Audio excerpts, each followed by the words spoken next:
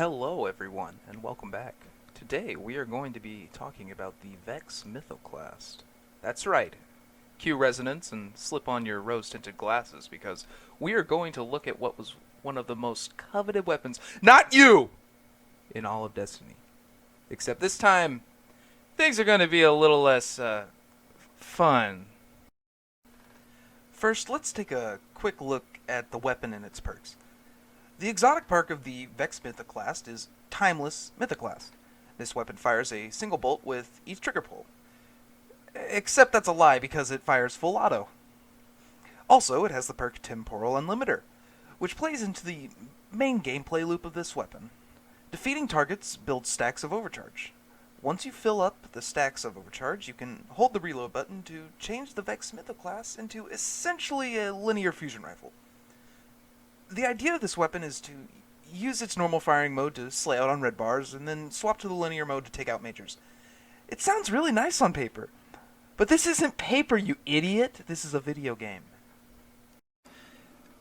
Now let's get into why the Vex Mythoclast is subpar.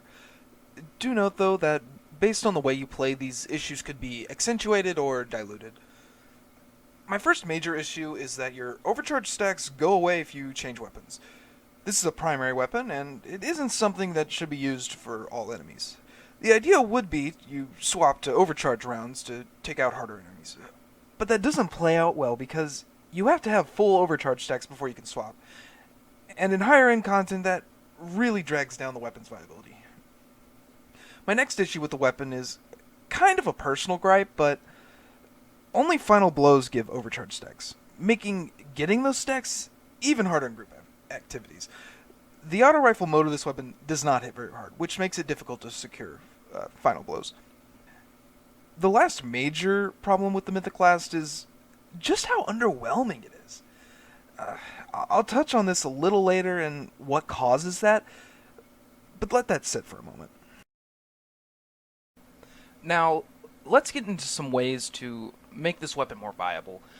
If you have ideas, be sure to leave them in the comments. I'm interested to see how you guys would approach this.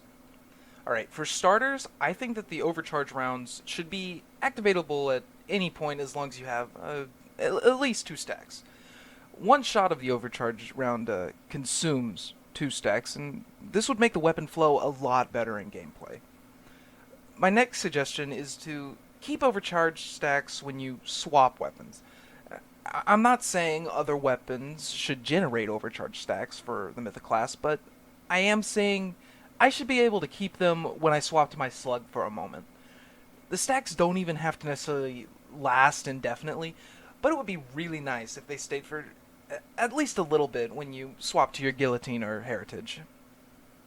The last way to buff, and in my opinion the least effective, is to just tune some of the weapon stats, e.g. damage or rate of fire. I think that does have some merit, but it wouldn't really fix the weapon. With all that out of the way, let's talk about the real problem. Something that doesn't just make the Mythoclast less viable, but genuinely hurts the weapon and build diversity of the game. I'm talking about Warmind Cells. When there is something that can fill so many roles, like Warmind Cells, why would you use anything else over them in higher end content?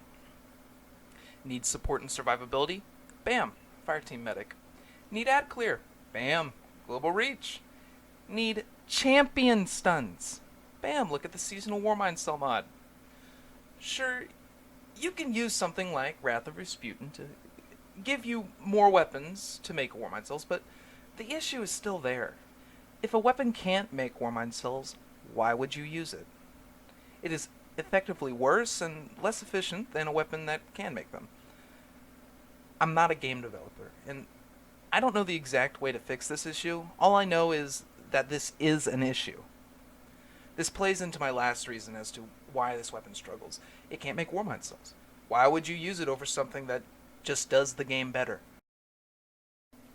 Anyways, thanks for watching everyone. I hope you enjoyed the video.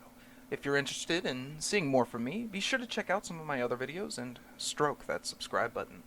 I'll see you next time.